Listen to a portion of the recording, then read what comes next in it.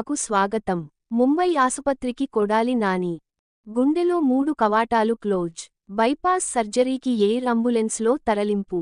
మాజీ మంత్రి, వైసీపీ నేత కొడాలి నానిని ఆరోగ్య స్థితి విషమించటంతో మెరుగైన వైద్యసాయం కోసం ముంబైకి తరలించారు.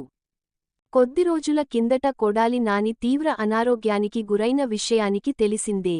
గత 5 రోజులుగా హైదరాబాద్లోని గచ్చిబౌలి ఏజీ ఆసుపత్రిలో గత వారం రోజులుగా నాని చికిత్స పొందుతూ సోమవారం డిశ్చార్జి అయ్యారు.